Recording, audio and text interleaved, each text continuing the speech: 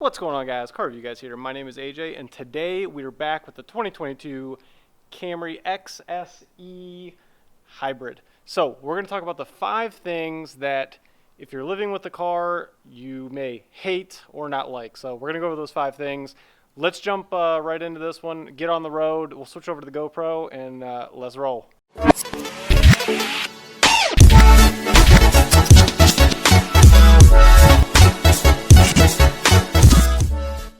So, like I said, we're in the 2022 Camry XSE Hybrid. We are going over the 5 things that you may hate if you own the car, or if you're potentially looking to own the car.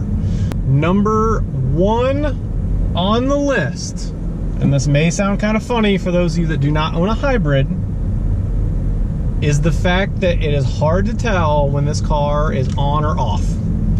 And what I mean by that is I'll insert a clip here of turning the car on and off so you can see exactly what I mean.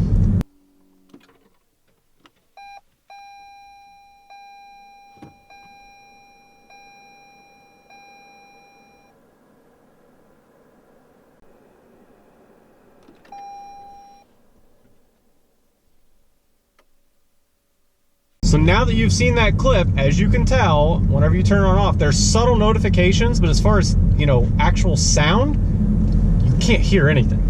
you literally cannot hear anything. So you're in a rush, you're trying to get out of your car, cool, you get out, you go to hit the door, and it's beep.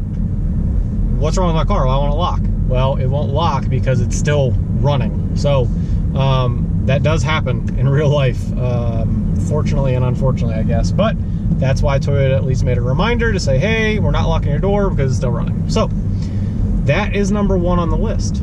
Moving on to number 2. Number 2 on the list is there is no memory seating, which is really surprising for this car. I mean, it's got soft touch leather everywhere, heated seats, heated steering wheel. It's got so many options, but it doesn't have memory seating, which is pretty basic, right? I mean, even if it wasn't just the seats, other cars, you know, integrate to where it's like the steering wheel moves, the mirrors move, everything moves based on the driver's position. This car has none of it. So you're stuck in the Stone Age, and you will have to manually, every time someone gets in and out, husband, wife, whatever, you're constantly gonna have to be moving it back and forth, up, down, and this thing is drastic. Like, if I want to go down, look at how far it goes down. That's down, and let's go all the way up. Still going. Oh my goodness, I'm clear out on the hood. All right, so there you go. That's the thing. And if you have someone really short, then guess what? This is where they're probably gonna be. And then every time you get in the car, you're gonna have to do that. And then forward, back, move the mirrors, I mean, everything. So it sounds like you're being really lazy, but when you're talking a practical daily driver, you wanna get in and out and just do these things by just a push of a button, and it just does it for you. So that's number 2 on the list.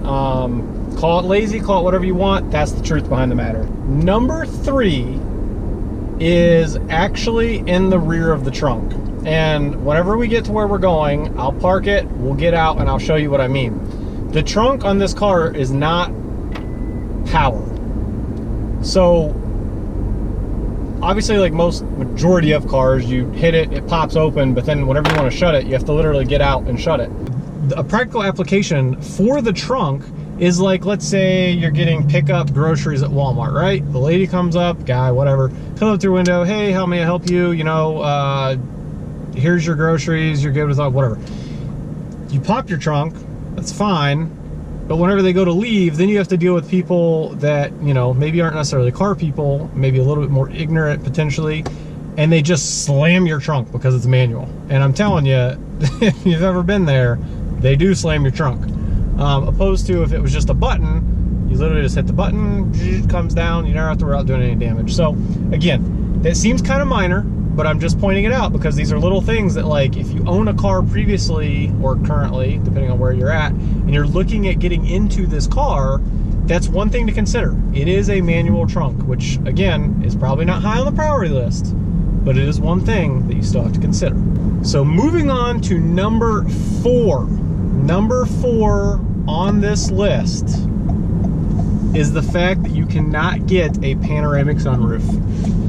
So you can get a sunroof as optioned in this car, but there's no option for a panoramic roof. So along with that, a caveat with that, the other thing this car does is when you open the sunroof, this thing will slide back with it, right? Because it catches it, that's how it's designed. But when you push it back forward, the glass comes forward and this just stays back. So again, you can call it a lazy nuance, whatever, but it seems simple. A lot of cars nowadays in this category, this is automatic. So when you hit the button, it'll automatically come forward without having to bring your arm back here and actually do it. So again, is it the end of the world? No. Should it probably stop you from buying the car? No. Is it something to consider? Yes. And last but not least is number 5. And before we start number 5, we're going to insert some quick footage for you of the interior and the exterior, hopefully by drone. We're going to get some drone footage right now. Last time my drone didn't work, so hopefully it'll work this time for you guys. And you'll see that right now.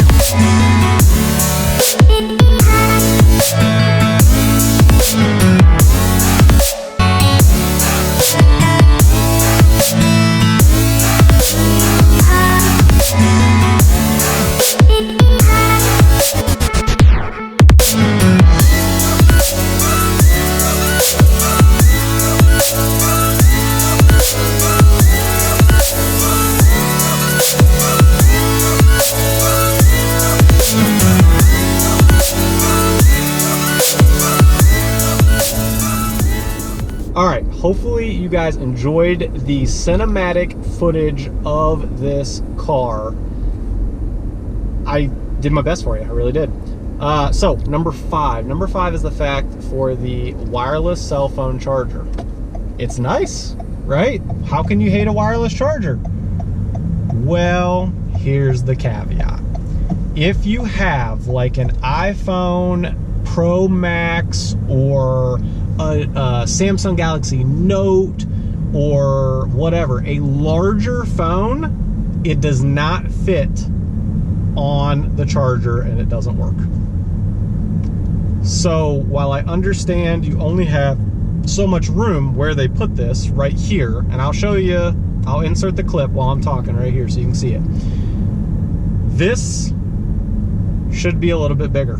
They do have some room for improvement to make it fit.